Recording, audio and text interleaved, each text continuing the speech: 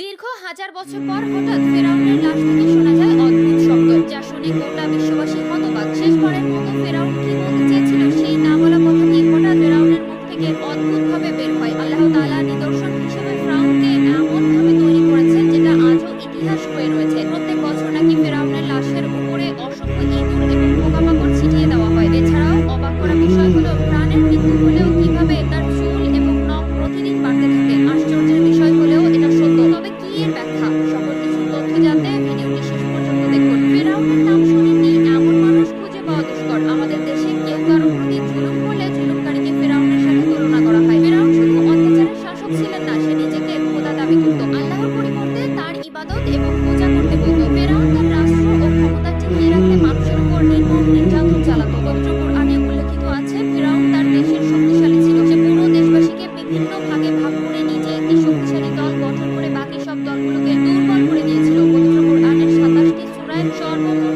৭৪ বার ফেরাউনের কথা উল্লেখ রয়েছে। এই অত্যাচারী শাসকের করুণ পরিণতির কথা পবিত্র গ্রন্থ আল কুরআনে উল্লেখ রয়েছে। হযরত মূসা আলাইহিস সালামের যুগে মিশরীয় বাদশা ফেরাউন ভীষণ অত্যাচারী ছিল। তার উজির হিসেবে নিযুক্ত ছিলেন হামান নামের এক ব্যক্তি, আর সেই ব্যক্তি ফেরাউনকে দুনিয়ার বাদশা হওয়ার স্বপ্ন দেখাতো। এরপর আল্লাহ তাআলা মূসা আলাইহিস সালামের উপরে ওহী নাযিল করলেন। তিনি পথভ্রষ্ট মানুষদের আল্লাহর পথে ফিরিয়ে আনার দায়িত্ব নিলেন। নবুয়ত নাযিলের পর একদিন মূসা আলাইহিস সালাম ও তার বড় ভাই হারুন আলাইহিস সালামকে নিয়ে ফেরাউনের দরবারে এসে হাজির হলেন। ফেরাউনকে উদ্দেশ্য করে নবী মূসা বললেন, তুমি নিজেকে খোদা বলে প্রচার করছো, তা অত্যন্ত অন্যায়। একমাত্র আল্লাহ ছাড়া আর কোনো উপাস্য নেই, তিনি এক ও অদ্বিতীয়, এটা তুমি স্বীকার করো। তিনি আরো বললেন, আমি আল্লাহর প্রেরিত পয়গম্বর। কিন্তু ফেরাউন এইসব অবিশ্বাস করে আর তার উপরে ও তার ধর্ম বিশ্বাসী মানুষের উপর নির্যাতন চালাতে লাগলো। দিন দিন তার অত্যাচার বেড়ে যাওয়ার কারণে আল্লাহর নির্দেশে নবী মূসা আলাইহিস সালাম ও তার দলবল নিয়ে মিশর ত্যাগ করার সিদ্ধান্ত নিলেন। ফেরাউন ও তার দলবলকে অনেক সুযোগ ও সময় দেওয়া হলেও তারা নিজেদের হৃদয়কে পরিবর্তন করেনি। পবিত্র কোরআনে বলা হয়েছে, অতঃপর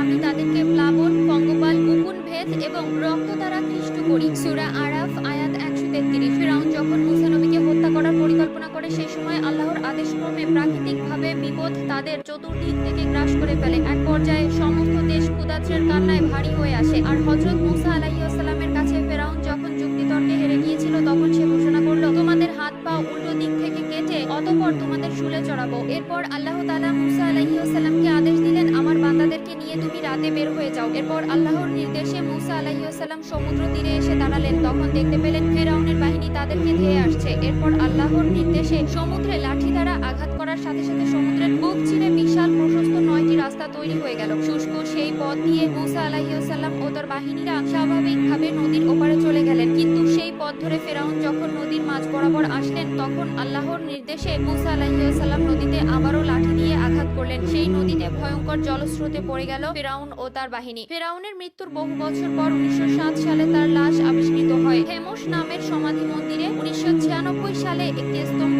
আবিষ্কৃত হয় এবং তার লাশ মমি করে মিশরের রাজধানী